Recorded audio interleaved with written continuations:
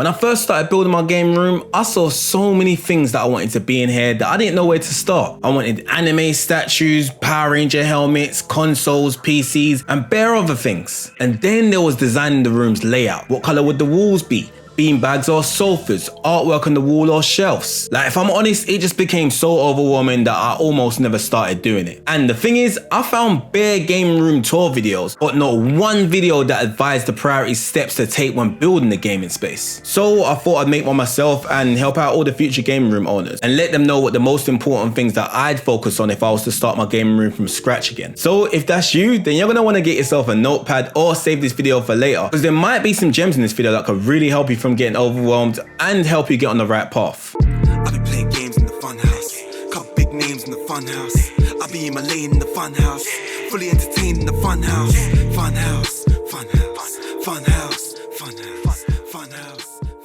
Building a game room can be proper fun, but another thing it can be is expensive, especially when you haven't decided what it's actually going to look like yet. So the first thing I'd focus on if I was starting my gaming room again from scratch is budgeting and planning. Now, I know that it could be proper tempting to buy the best gear that your favorite YouTuber or content creator has in their gaming room, but setting a budget and smart spending can really help you get more for your money. Now, once you know your budget, then you can make a list separating the things that you want from the things that you really need. And we'll touch on the things that you should definitely be prioritizing in a little while. And then once you've made that list, then put all the prices next to the items so we can figure out what can work for your budget. After that, I recommend that you figure out what you need brand new for warranty and hygiene purposes. And then I'd recommend what you can actually get away with buying secondhand. Now, for secondhand goods, I'd recommend places like Facebook Marketplace and eBay. Like, seriously, you'd be surprised at the gems that you can find on there. These are the places where I find that a lot of gaming space owners, including me, go to sell their used goods that they won't be needing anymore. And a lot of the things could be in very good condition, like this camera that I'm actually filming on now. Now, the pre-owned goods could really help to get a lot more at your budget and help to get your gaming room built faster,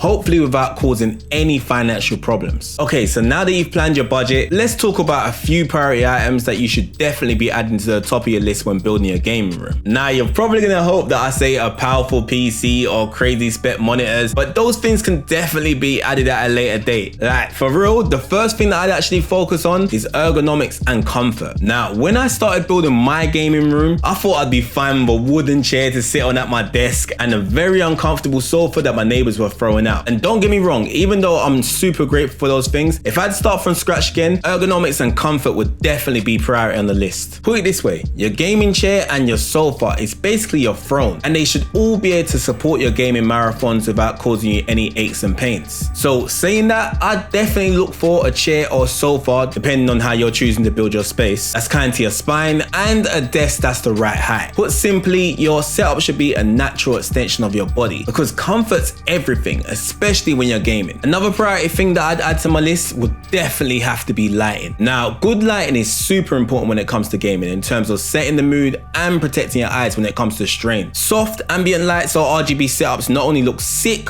but they also keep your eyes healthy. And with smart lighting from companies like Golvi, Nanoleaf and Tapo, then you can control the vibe with a tap of a button from the app or voice command. Now, if you're working on a tight and low budget, then I'd recommend some LED light strips from Tapo and adding them somewhere in the room, like anywhere of your preference of course, to give it that bit more of a gaming space feel and still not blowing your budget on super expensive lights that make your room look super cool. At least not yet anyway. Speaking of looking super cool, that brings me to the next thing that we need to be focusing on, which is decor and personalization. Now, this is probably the most important thing that we need to be focusing on, because this is where you make the room uniquely yours, separating it from any gaming room that you've seen on social media or YouTube. And as well as this being the most important part, this is definitely the best part as well, because once you start it, it actually never finishes. But to start, I'd recommend you add collectibles, artwork, plushies, or just anything that screams, yeah, this is definitely my sort of thing. Because the most important thing to remember when you're building the gaming room is that you're not just going to be gaming in it. Remember, it's also the place that you're going to be going to escape from reality, to slip into the world that you love, bring you peace of mind and happy thoughts. Now last but definitely not least, if you want a game with no interruptions or lag, then the thing that we gotta focus on is internet connectivity. A stable connection keeps you in the game and ahead of the competition. So you're gonna wanna make sure that that internet connection is as sturdy as possible. Now I know that not everyone can have Ethernet connection direct to their PC or console, so prioritizing the next best thing is essential. Saying that, things like mesh networks and Ethernet adapters can definitely help. Like, they're the perfect thing if you live in a multi-level home or if your rig is far from your router. Now don't get me wrong, a wired connection is definitely the best thing to use, and if you can use that, then you definitely should. But mesh networks are probably the next best thing when it comes to wireless play. So those are all the things that I'd focus on if I was going to start my gaming room from scratch, and hopefully it's giving you some good perspective to start building yours. Also, if you've already got a gaming room and you're watching this video and you've got some budget friendly tips or some gaming room startup hacks, then feel free to share them in the comments, innit? Like, you never know who might be able to profit from them. I'll be back soon with some more gaming room content like this. But if you like this video, then please give the video a like, subscribe to the channel and turn notifications on for alerts on future content. You know I'm super appreciative that you lot watch my videos, so thank you for watching and I'll speak to you soon.